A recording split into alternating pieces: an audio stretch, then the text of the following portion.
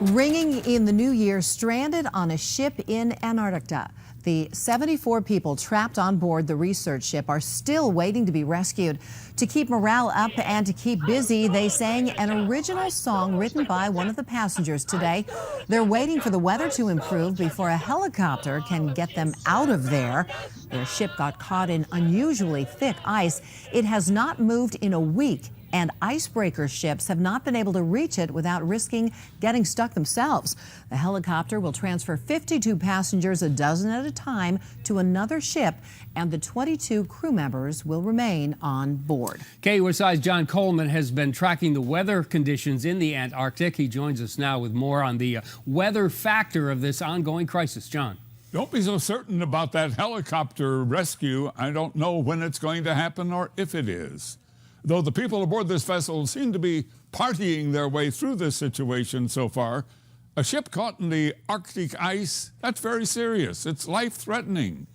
It is ironic that a trip to the South Pole designed, down there in the southern hemisphere in summer, by the way, designed to trumpet the melting of polar ice because of global warming, became entrapped in record ice. And it's also ironic that Dave Scott suddenly found himself involved.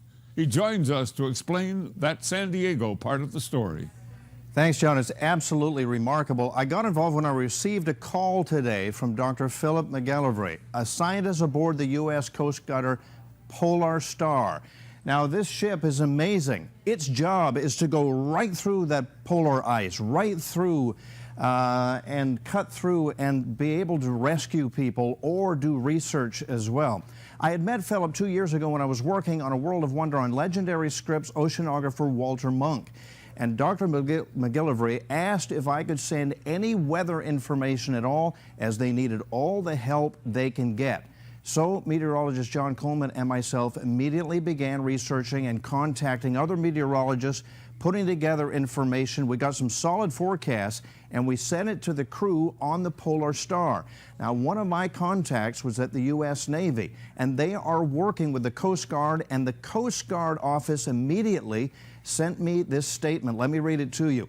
The Australian Maritime Safety Authority is coordinating the rescue operations of the Russian flagship Academic Shukalsky. That's the one that's stranded. The U.S. Coast Guard is in communications with Australia regarding our closest asset, the U.S. Coast Guard cutter Polar Star, which is still a ways out from being able to assist. Now, the Polar Star is scheduled to make a port call to take on provisions before it can travel any further south to Antarctica.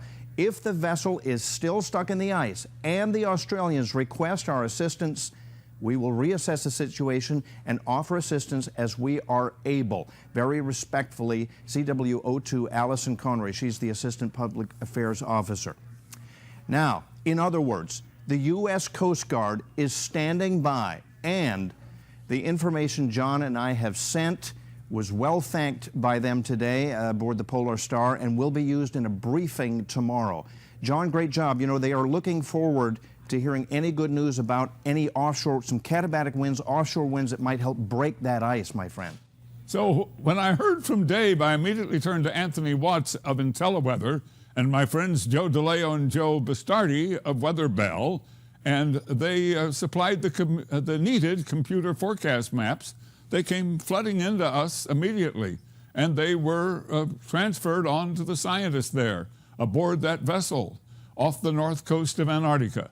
I then asked Anthony Watts to explain the seriousness of the situation and if the forecast provided any hope for those that were stuck in that bitter cold of the Antarctic.